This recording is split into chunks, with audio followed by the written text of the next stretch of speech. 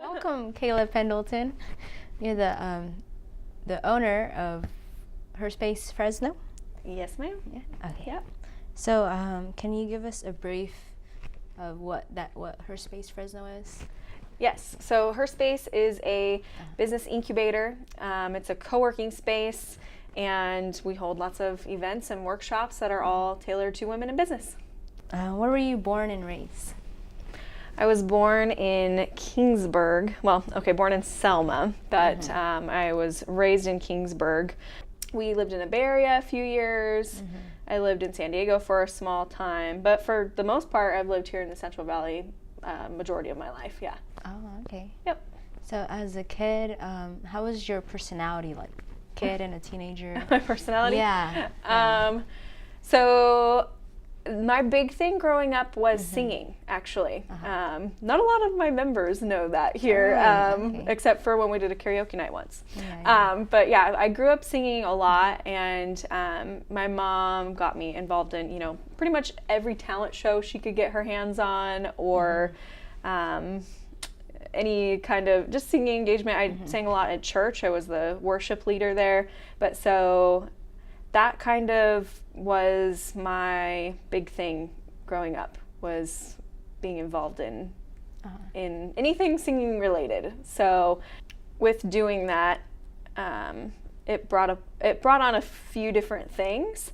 So it got me used to being in front of a crowd and speaking, and it got me kind of used to the spotlight, I guess. Which has been good now. Because for a while there I was not used to being in the spotlight. Are you naturally extroverted? I would say as a child I was. Oh, I was naturally extroverted, yeah. Yeah. But as I've got older and from different circumstances, I became very introverted. And then now have had to grow back into what my natural tendencies were as a child. Kind of interesting, like how life takes you, yeah. Oh, okay. So how was your family like? What was my family like? My dad was a workaholic. Oh, really? Yeah, he's very, very much into his work. And I didn't feel like I got to know him as much as I would have liked to until I was about 13. And then we had kind of a shift in his employment, and then I got to know him a little bit better. So it was mostly, me and my brother and my mom. So who would you say were your role models growing up? And what did you learn from them? Yeah, my role models were really my grandparents. Oh, really? Yeah, because I was around them all the time, and Grandma and Grandpa were both teachers, and I got to really enjoy all of what they taught their students. Like, they got to teach us, and they'd help me and my brother with our homework. They had a whole garage full of everything creative that you could think of, from just basic art supplies to knickknacks and blocks and just cool stuff that you could build, and trinkets. And so I always tended to play with a lot of the artistic type of things. You're drawn to arts? Yeah, I was drawn a lot to the arts. Like, I would much rather go and make like a bracelet or do a painting, things like that. Growing up at my grandma's house. Oh, okay, wow. What other careers or businesses did you have before opening up HerSpace? Like, what's your background? Yeah. So I went to school for marketing. I got my business degree with a marketing option, actually here locally at Fresno State. Oh, okay. Awesome. And so when I graduated, my first job was actually for the same company that my dad worked for. So in pest control related to agriculture. After he moved around a bit, that's where he kind of ended up, was in the ag industry. So I ended up running marketing for 4 different companies under one umbrella, and I did that working remotely. So that was my first thing out of college. While I was in college, I actually did have my own event planning business also. Oh, wow, event planning. Okay. Wow. Yeah. So kind of once I took on my full-time role with what I called my first big girl job, right? I decided to go ahead and no longer take on any more event clients. So I kind of, my first year or so working for them, I kind of finished out those last few contracts and then just went full time with the marketing thing. Okay, was this social media marketing or? No, it was much more broad than that. These companies had very little online presence at all. So we actually, as part of the big projects while I was working there, we launched 2 really large projects, which were building large-scale websites. Yeah. So one of them in particular, I'm very proud of what the outcome was on that. We launched a safety company. So it was basically kind of a division of the main company. But when they launched it online, it was a whole e-commerce platform then. And so we sold all of the safety products online also, besides in person. So that kicked their sales up tremendously when we launched that, and then they were able to hire a second guy, and then things had just taken off from there, which has been really cool. So kind of seeing the drastic growth of that company from the website project was really, really neat. The other thing that I did while I was there is the company's called Cardinal Professional Products. Okay. While I was there, I also built online courses, so teaching safety training for those that apply the pesticides out at food plants. And so, I mean, I didn't personally come up with all of the training or the materials, but I built, the platforms online, how, basically putting in where people can do quizzes and then they get a certificate when they finished and stuff like that. So building those platforms and how all of the that website function, through the website and all that. So so that's kind of what I did while I was there. Couple of the big projects, and I really enjoyed the work that I did there. Yeah, but I did not work well at all from home. I just didn't have the discipline and the introversion. I mean, it was really tough working from home. I just wasn't. It wasn't for me. I needed to be around people and the social part. And I wasn't getting that. Working there, and so, I mean, I tried a bunch of different things while I was there too. I went out to coffee shops a couple times a week, and but of course I didn't really meet anyone while I did that. Then I went and I lived in San Diego for a couple of months. I was there 4 months, and while I was there, my working from home problems super escalated. Oh, really? And so I decided to look for a private office because I was like, I've got to get out of my house. But then I realized, that doesn't actually solve any of my problems anyway. So I'm like, because I still will be isolated, I'll just be doing it in a different place by myself, But I could separate home and work then, so that'd be cool. But it didn't really still solve all my needs. So I went and I searched online further, and I found co-working, and I'm like, what is that? And when I figured out what that was, I went and I looked at a few different ones, and then I found one that was geared towards women. This is in San Diego, right? Yeah. Oh, okay. And 5 years ago? Or how many years ago? That sounds right about there now. I can't keep it all straight anymore. It's all blurred together. But probably close to 5 years ago. And becoming part of the space there really solved all of my problems, because then I was able to be in the same room with other like-minded people. I could bounce ideas off of people, because I didn't have that at my job. I was the only person in marketing. I built everything from the ground up. And so, being in an environment where I could see people next to me hustling harder and harder than I was, I'm like, I got to keep up. And really helped motivate me. And it got me into lots of different events and just things that I couldn't have otherwise gotten involved in other than being in the space. So it was really cool. So that's kind of like how I discovered co-working. Oh, okay. Yeah. It's like the gym when people work out at home and Totally. I love the comparison between what co-working is and a gym, because because a gym, Yeah. it's the similar kind of business model. So you pay a monthly fee, you get access to all of the equipment and all of that, and then all of the classes that they do there. Plus, if you meet a couple of friends, then all of a sudden you're going to want to work out with them, and you're going to come on the same days that they come to the gym, and it just kind of helps keep you motivated. So it's the same concept with co-working. If you come regularly a few times a week, then you're going to start to get to know everyone here, and then you're going to want to start attending more of the classes and checking those things out, and it just keeps you, motivated to keep coming back and kind of in an environment where you feel safe, you know other people. Everybody knows who you are when you come in, and they're like, hey, what's up, Jem? I haven't seen you in a while. How's your mom and your dog? And so it's kind of cool if you're a solopreneur needing that, or have a desire to be in that kind of environment. Then it really solves a lot of those. Those Is that problems. why you started it? I missed it dearly after I had a little taste while I was in San Diego.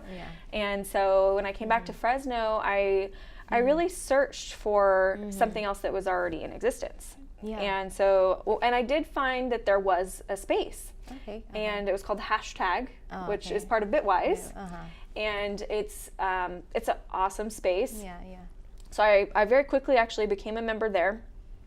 And while I was there, I was stoked. I was like, I'm going to meet people, and I'm going to, I because I had such a good experience before. And what I found is I wasn't heavily involved in tech, and the majority of people there were. And so because I didn't have a ton to relate with them about, I kind of was like, well, shoot, I'm still kind of isolated. What ended up happening is after being a member there, it just the seed was planted. I wanted to be a part of that space, and it didn't exist here. And so I actually decided, well, maybe I'll go ask the lady that owned the space in San Diego if I could open one of hers. And so I searched online, and she was actually doing that. Oh, really? She was licensing her model out. So I got in contact with her, and we actually ended up for 6 months going back and forth talking about it. And I actually really wanted to open up one. It was called HerHub. What is it called? HerHub? Yeah, so I wanted to open up a HerHub. I had never opened a co-working space before. I had never it's your second business, right? I did have my event planning business. But I was like, well, okay, if I open up this, I don't want to totally go into it blind and have to create all of my own systems. And at the end of the day, I figured it would be easier to do something that's already in existence, that already is kind of a proven business model, and take less risk and all of that kind of thing. But going through the entire process, unfortunately, the way that kind of the contract was set, there were just things in it that we couldn't come to a full agreement with. And so I ended up having to walk away, which really sucked. So then I decided, I actually sat down with one of my mentors, and and I'm like, well, I want to open a co-working space. I want to create this space for women here in Fresno, but I don't know how the heck I'm going to do it. I don't have the experience. I don't have the money. I don't, how the heck am I going to do this? And at the time I want to say 24. And she goes, how long have you been thinking about doing this in Fresno? And I looked at her and I said, well, 2 years. And she goes, okay, you're going to just do it then. If it's been on your mind that long, you'll figure it out one way or another. So we sat there for 4 hours over coffee, which turned into breakfast, which turned into lunch. And we finally kind of walked through what that could potentially look like if I did it on my own. And she just really sat there and encouraged me and was like, no, you got this. So she said it's gonna take a lot more planning and a lot more strategy than what maybe you originally intended, but you can totally do it. There's no reason. If you have the idea and the passion, the pieces will come together. And so I said, okay, if you say so. So that's kind of what planted the seed to decide, okay, I'm going to do it. Yeah. But then it was figuring out, okay, how is this even going to work? Like, how can I brand something completely different? And how can I create something that's unique? So kind of what I did is, first we started brainstorming, like, okay, what could we even call? What could we call it? So my husband actually came up with the name HerSpace. Oh, really? Your husband? Yep. Okay. Yeah. We were driving. I think we went to the coast one day, and we just sat for a couple hours while we were driving. Like, okay, what can we call it? And we came up with this whole huge list of names. And finally, we landed on that one. And it's like, as soon as it came out of his mouth, I was like, yeah, I like that one. Okay, so HerSpace was the name, and then what happened after that?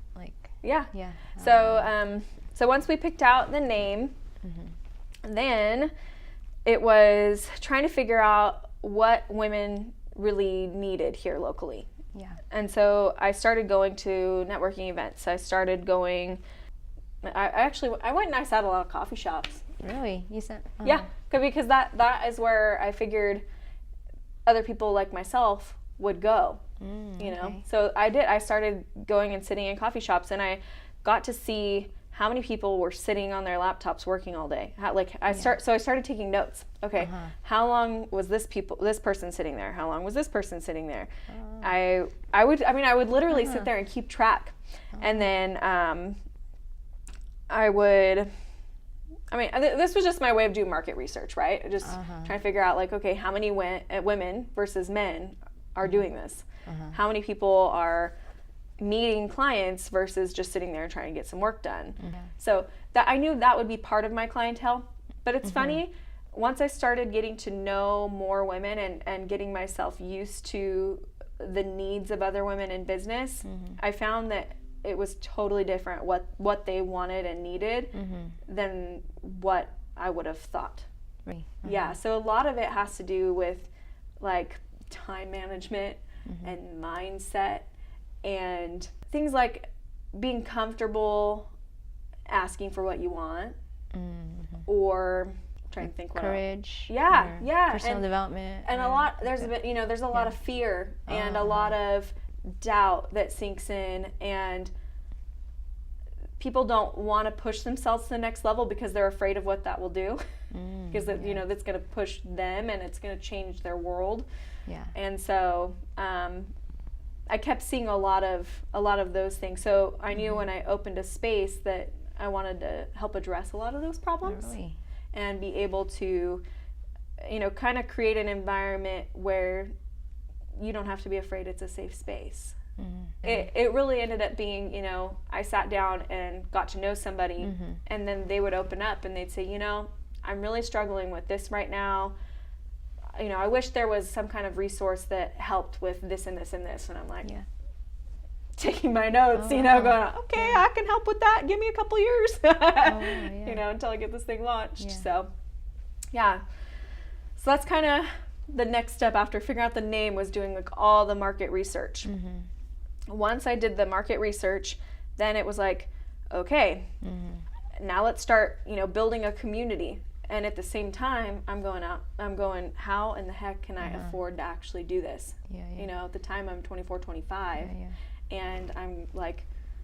What was your job at the time? At the time I was still working for the ag company. And we were just like, how are we going to start to be able to pay for this? And we luckily, we bought a house.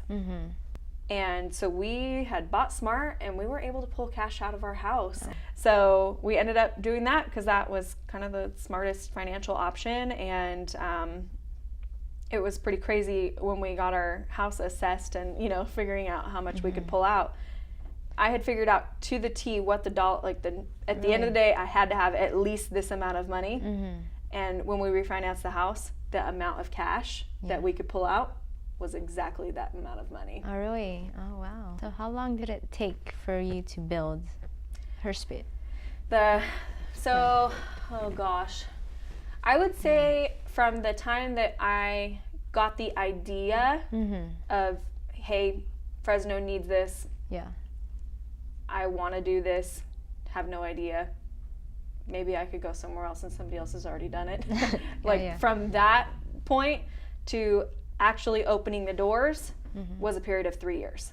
Oh, wow. Yeah, so I was still working remotely for the ag company, you know, for a long period of time. I always tell people, if you're starting a business, you don't have to just completely like jump off the ledge. So yeah, once we figured out money-wise how all of this would work, then it was, okay, let's find the space. So it took a total of 7 months to find the space, get in the space, and then do the construction on the space. And we didn't have to do too much to the building to get it where it needed to be, but, you know, painting and decorating and all of that, you know, figuring out logistically like where we want to put everything and how that all would work, that was a lot of fun, but it's a lot of work. So all of my members that kind of signed up before we ever got into the space, I think we had about 20. Wow. Which was awesome. Where'd you get those members from? We actually did pop-up days before we opened. So I think we did that for about 4 months. So, I mean, I looked for space for about 7 months, knew that we were hoping to get into something soon. So I started doing pop-ups at coffee shops. Pop-ups? So we did like pop-up co-working. So just like the other people that work in coffee shops, instead we got a big group of us together and we'd all go to a coffee shop. So we'd have, you know, anywhere between say 10 to 20 of us, and we'd all sit around at a coffee shop and we'd work for the day. Wow. So that way we could just get to know each other and, you know, kind of build our community. And that way when we got into the space, then people already got to know each other a little bit and kind of form those bonds and relationships, which is pretty cool. I mean, that's the whole point is, you know, having just a wonderful, supportive community of like-minded women. Yeah. You know, that's at the core. This is not a pretty space. This is a community of awesome people. So, I like that. Yeah. You know, kind of building that before we got into the space. And so once we got in the space, then all of them got to come and work, and in the midst of the last, you know, final bits of construction and building furniture and all that good stuff. And as soon as I got back from my honeymoon, we had, I think, 3 days, and then it was our launch party. And we had like 150 people that showed up that night, which was amazing. We had food trucks out in the parking lot and all these little tables, and it was all lit up. We had a band. It was super fun. But literally, like, these pictures that are hanging up on this wall over here, I ran to Costco probably 30 minutes before we opened. On the night that we opened, got those printed, and we got them all in the frames and hung on the wall. Our party started at 6 o'clock. This was probably 6:10. We got the last one hung on the wall. Oh, wow. So, that's crazy. like, I mean, up to the very last minute, we were finishing decorating this place. Oh, my goodness. Yeah. Wow. So, and things have evolved a little bit, you know, since then. But yeah, the whole thing was just crazy. So it's a co-working space. What else do you guys provide, or what other things do you guys do? So it's a co-working space, which is like a shared office. We have lots of, you know, solopreneurs, people that are remote workers. We've got some small teams that meet here too. But we have private offices or we have co-working. So it's just kind of whatever environment people like best. And then we have conference rooms, small meeting spaces, and then we also allow like our main co-working space that we're actually in now. You can actually rent this room out up to 50 people, and you can host a small event of your own here. Oh, wow. Cool. Awesome. Well, thank you guys for including me in this. Yeah, thank you for your time. You too.